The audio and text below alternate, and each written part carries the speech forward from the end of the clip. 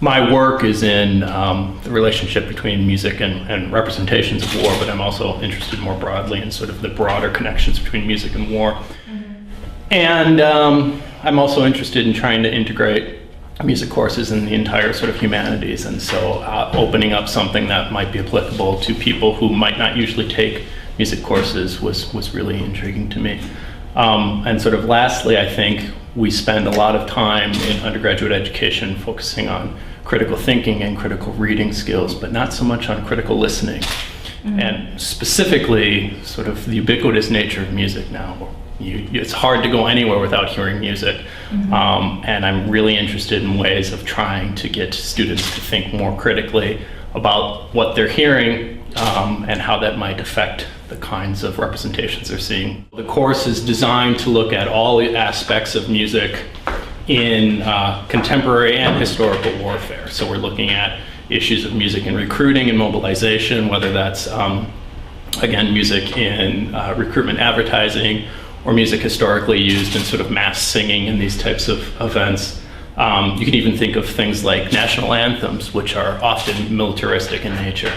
And following that theme throughout the entire process of war, from mobilization to actual combat to music on the home front. So that's very different than sort of more repertoire-based kind of approach.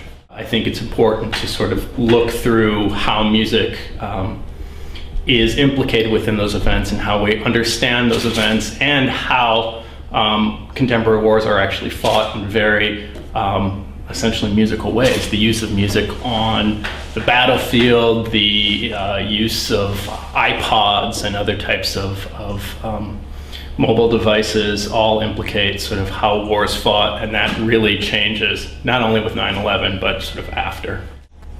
Most resonant genres right now in the global wars on terror and the Iraq War are certainly heavy metal and hip hop.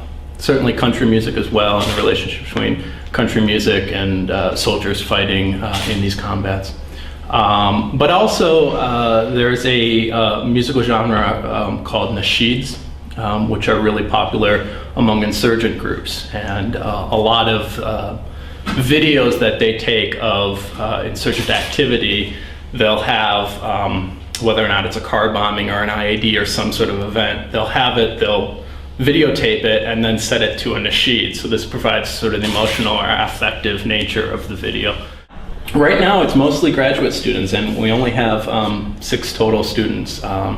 Again, since it came together rather late in the summer, we haven't had the opportunity to promote it as widely, but I'm hoping a lot of undergrads are going to sign up, and I'm also hoping there will be a solid mixture between music majors and non-music majors. So again, I think a lot of non-music majors tend to be hesitant to take music courses because they think there's going to be a lot of theoretical knowledge that they're going to have about music, and while that will certainly benefit you in the class, it's not necessary. It's highly unlikely that I'll be getting a job at Madison.